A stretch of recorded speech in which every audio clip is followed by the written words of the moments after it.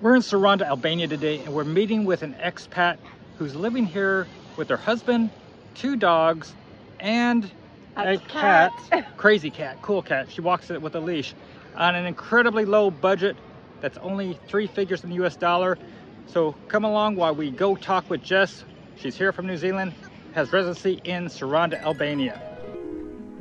We're meeting up with Jess at the No Name Bar located on the promenade of Saranda, Albania, that has a nice view overlooking the Ionian Sea coast.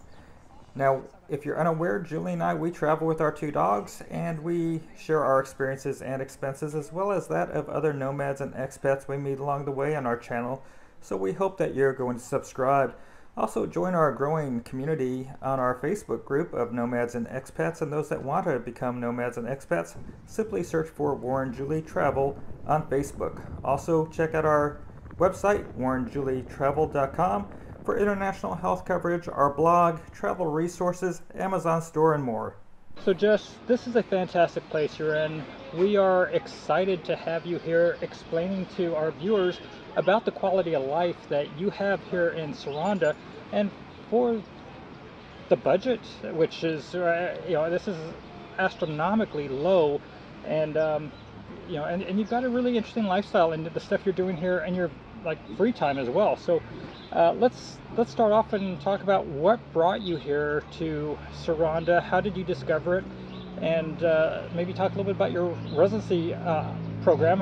Being a Kiwi, you're a little bit different than Americans, where Americans can come here and stay for 12 months basically before you have to leave. You are a little bit different. Like the rest of the world, if they want to come here, is typically like 90 days. So please explain. So yeah, my husband and I, who he's a bit camera shy, we were looking to get out of New Zealand and have, I guess, a better life, a life where your money goes further and you can have a work-life balance, and you might not be paying off a house for the rest of your life with no hope of retirement. So we were looking in the Mediterranean, and we looked in Sicily, we looked at Portugal, we looked at Greece, and we kind of had all these plans. I think at one stage we told family we're moving to Sicily, and then another we said we were moving to Greece, and then spent a lot of time researching, and it's not the easiest, and we watch a channel called Nomad Capitalist, and we are by no means 6 or 7 figure entrepreneurs, so we probably don't meet his target customer, but his information is really useful. And he was talking about being able to buy property in Albania and their residency requirements,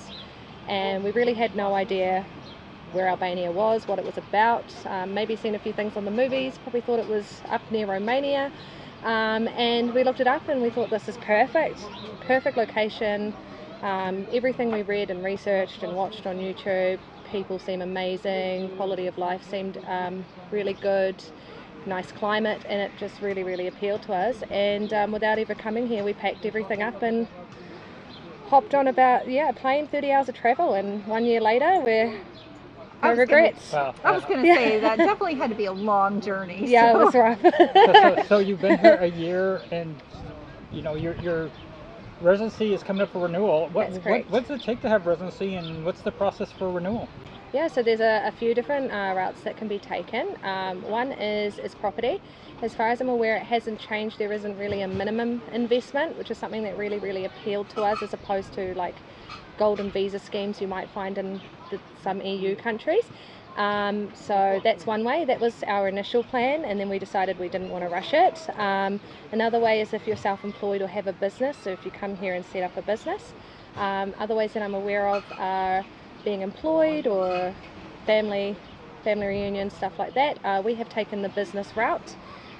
We had a 1-year residence permit, and now that we've had that, we can now apply for 2 years. So we're going through that currently. Nice. Applying for our 2-year permit, which will be nice, because it's a little stressful. So last year we had a professional company called Expats in Albania. They're actually repats, so they've lived abroad and come back, and they specialise in this. They helped us the first time around. This time being a bit more familiar in the fact that they're in Tirana, we're in Saranda. We're doing a lot of it ourselves, but we also have help from an economist, which is something you're going to need if you're setting up a business and putting forth a business plan. The economist has to do that for you.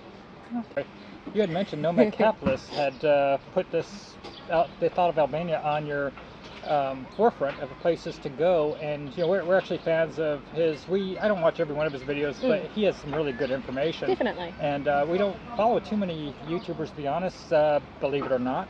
But he has got some great information. He actually owns a place in Montenegro where we own a home too. So hopefully we hope to bump into him someday. So if you're out there, Andrew Henderson, look us up. But coming here and opening up your business, do you have to make a certain threshold with your income on your business here, or is it like a nil corporation will work for you?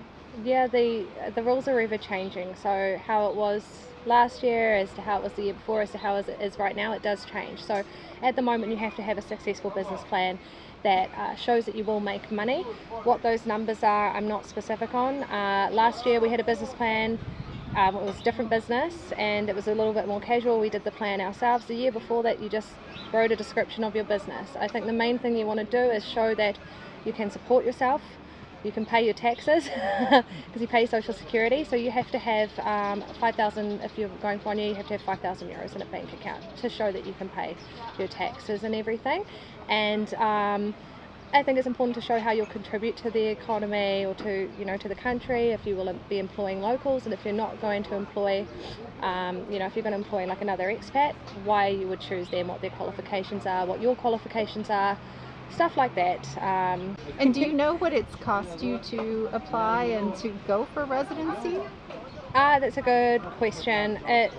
Last year we weren't just paying the tax, which worked out to I think around 5,200, something like that, the amount we had in the bank account. We were also paying a third party to help us with all of that. Prices can be found on, I guess, their website. They're great. And then on top of that you pay for things like your application fees. You pay for things, should have mentioned this, sorry, you need a 1-year contract for a rental apartment or house. I guess you need to prove that you're going to actually be staying in the country. So you pay for your contracts to be notarized, you pay for them to be translated, you pay for a biometric card. My application fee, my biometric card, things like that, they're generally around 40-50 euros in that margin. Okay. Trying to think if there's anything else.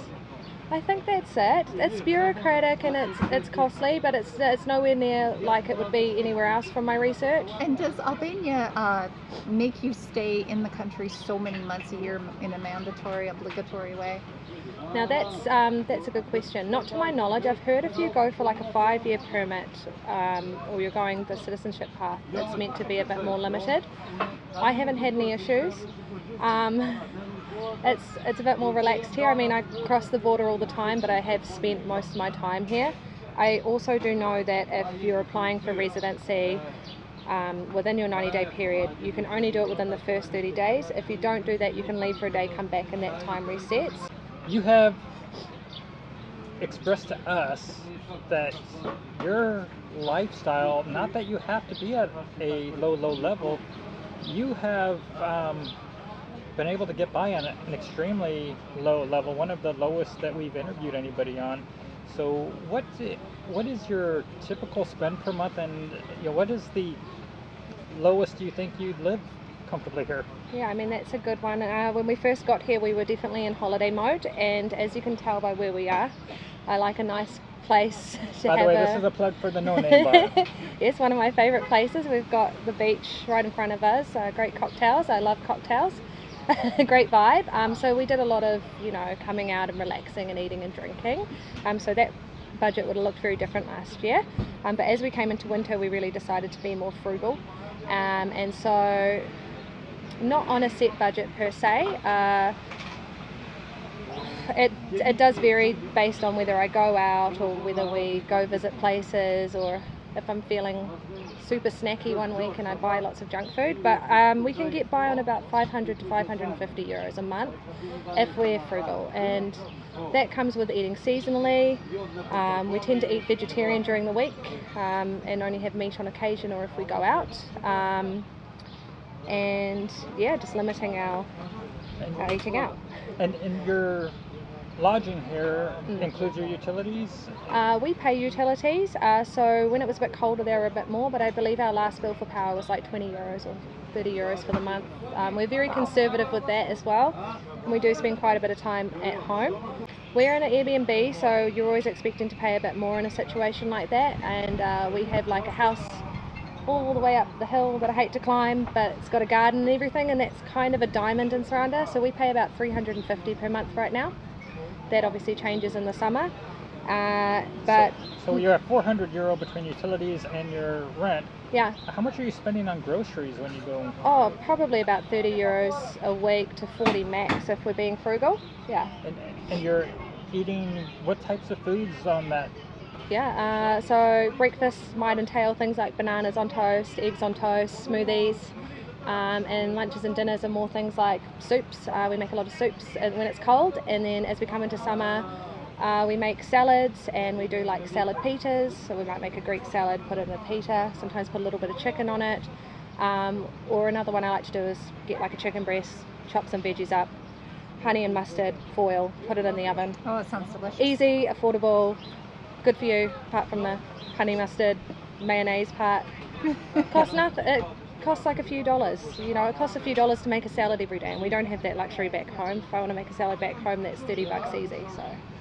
When you were in holiday mode when you got here, what were you blowing when you were going out living in holiday mode? Oh goodness, yeah, it was happy hour a lot. I think, you know, just Marini, just up there, another one of my favourite places. Breakfast, lunches, dinners. What do you do on holiday? Eat, drink, beach.